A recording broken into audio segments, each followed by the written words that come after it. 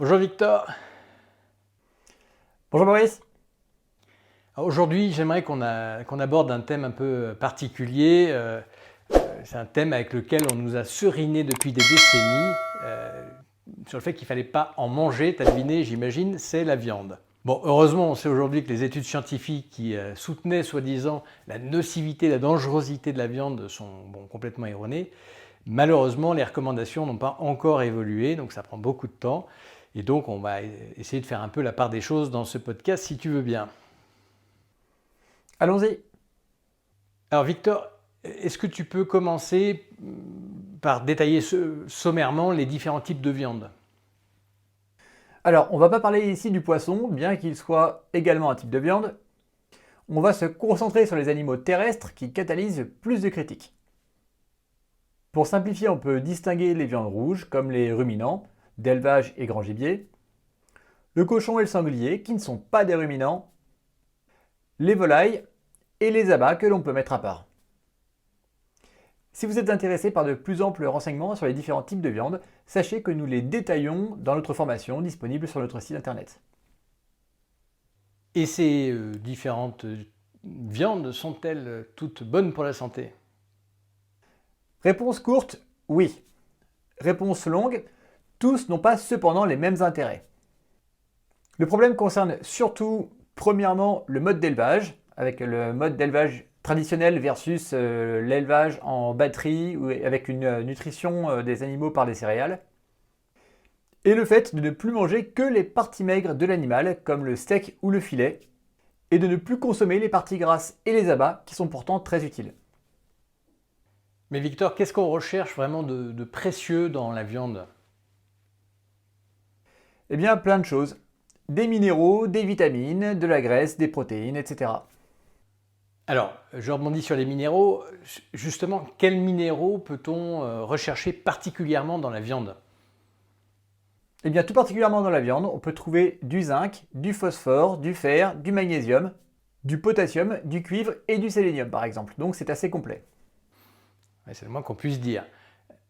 Et au niveau des vitamines, les fameuses vitamines. Alors dans la viande, il n'y a pas de vitamine C, n'est-ce pas, hein? Quand on prend les tables, on voit toujours zéro, hein, ou un tiret. Eh bien c'est faux, il y a des vitamines C dans la viande, mais elles ne supportent pas bien la cuisson par contre. Et on a également des vitamines B12, K2, D3 et A, pour n'en citer que quelques-unes, qui sont des vitamines que l'on a du mal à trouver en quantité suffisante dans d'autres aliments. Et oui, c'est des vitamines dont nous manquons souvent en fait, hein, en réalité. Mais alors du coup, qu'est-ce qui a été reproché finalement? Alors, pour faire court, hein, qu'est-ce qui a été reproché à la viande? Donc les axes de reproche qu'on a fait à la viande peuvent se distinguer dans trois catégories principales. Donc on va avoir premièrement les graisses saturées et le cholestérol. Deuxièmement, on va voir le fait qu'elles sont trop riches en protéines. Et puis troisièmement, on aurait une augmentation du risque de cancer du côlon. Soit. Et où est-ce qu'on en est vis-à-vis de ces reproches? Eh bien en fait, il se trouve que les graisses saturées et le cholestérol sont bons pour la santé, ils sont même indispensables, et que ces reproches sont totalement infondés.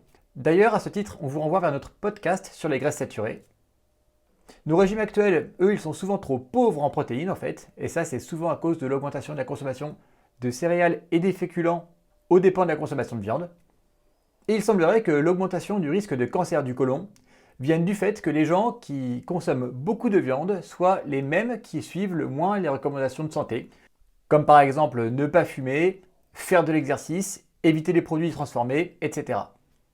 Et par ailleurs, les augmentations de risque qui avaient été retrouvées chez les consommateurs de viande étaient assez peu significatives, surtout quand on les compare à l'augmentation du risque de cancer du côlon chez les gens qui sont victimes d'un hyperinsulinisme, à cause de la consommation de céréales par exemple. Alors, on avait fait un podcast sur les œufs où on abordait la notion de limite parce que souvent les gens ont peur de dépasser une certaine limite et que ce soit dangereux.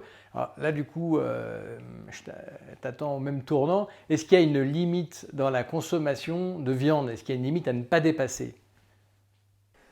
Alors, tout d'abord, il faut faire attention si on ne mange que les parties maigres, comme c'est souvent le cas aujourd'hui. Si on ne mange que du beefsteak, du rumsteak et du filet, là, il y a matière à manger trop de viande. Ça va faire des régimes très, voire trop protéinés. En revanche, dans le cadre d'une consommation nose to tail, ça veut dire qu'on mange aussi les parties grasses et les abats de l'animal. Et bien là, il n'y a pas de limite particulière.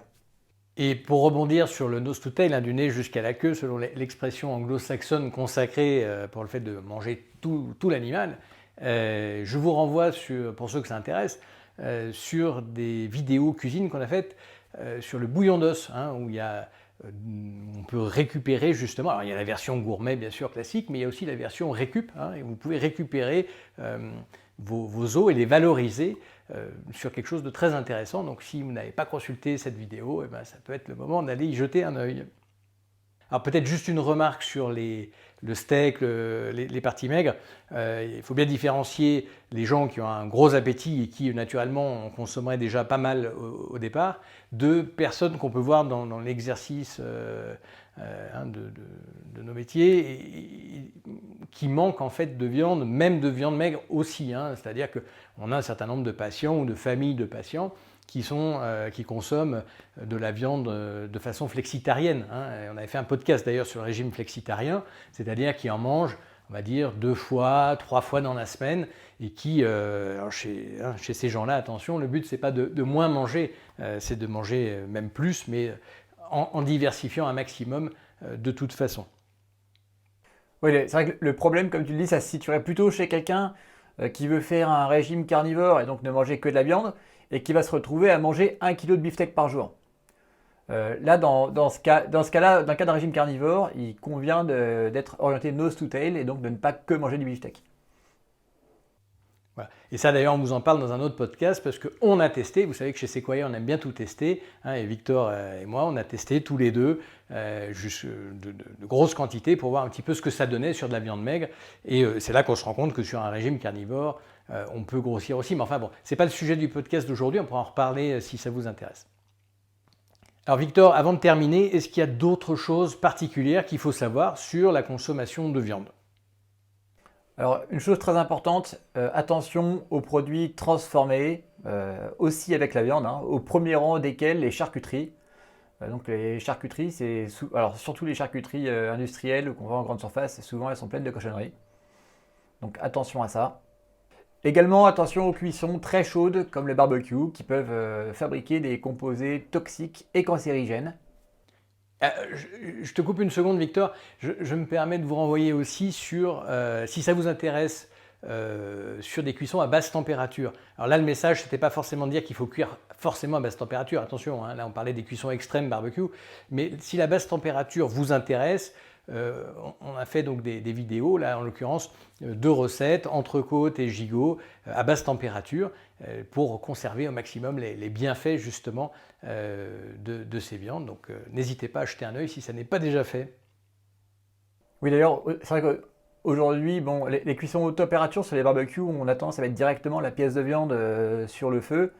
Il se trouve que probablement, historiquement, les pièces qui étaient cuites étaient des pièces de grand gibier, comme des gigots ou des cuisses de cerf, qui étaient mises au-dessus du feu, probablement avec la peau, et que toute la pièce était cuite, et que du coup l'intérieur de la viande était saisi, mais pas trop, et qu'en fait probablement le tour de la pièce qui était cuite sur le feu était probablement un petit peu carbonisé, mais il y avait la peau, et probablement que cette partie-là était retirée. Et quand on n'est pas censé en fait manger de la viande carbonisée, il y a des composés toxiques dedans.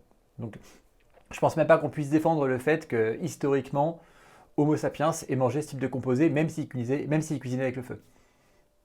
Et alors dernière remarque, attention aux animaux élevés aux hormones et aux céréales. Ce type d'élevage diminue grandement la qualité de la viande. Sans compter les aflatoxines qu'on rajoute au passage. Mais bon, ça c'est encore un autre débat. Bon, merci beaucoup Victor. Là, je crois qu'on a fait un vaste tour d'horizon des viandes. Tu nous as donné faim. Donc, si j'essaye de résumer rapidement ce qu'on a dit, oui, vous pouvez manger de la viande, bien sûr, ne soyez pas culpabilisés d'un point de vue santé, et vous devez même en manger si vous voulez maximiser vos chances d'être et de rester ou de retrouver une bonne santé. En effet, la viande apporte de nombreux éléments qui sont nécessaires à la santé. Ça peut être des minéraux, on l'a vu, ça peut être des vitamines, et nombre d'entre eux ne se retrouvent en quantité suffisante ou même tout court que dans les viandes et notamment dans certaines parties qu'on ne mange pas assez, parties grasses et des abats.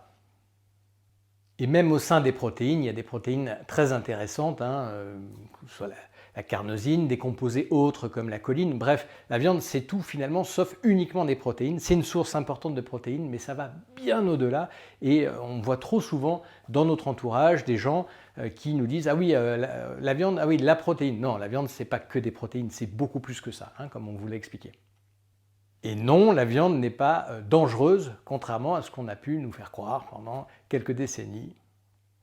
Et une petite remarque concernant l'évolution de notre espèce Homo sapiens, qui a connu 300 000 ans de sélection naturelle impitoyable. Eh bien, nos ancêtres étaient, donc jusqu'à l'avènement récent de l'agriculture, eh bien, nos ancêtres étaient des chasseurs en groupe de gros gibier.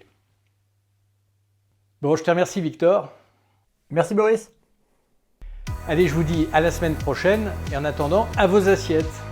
Et dans l'intervalle, rendez-vous sur notre site sequoiasanté.com. Vous pourrez y télécharger un e-book offert qu'on a co-rédigé avec Victor, si ce n'est pas déjà fait, et à vous inscrire à notre newsletter.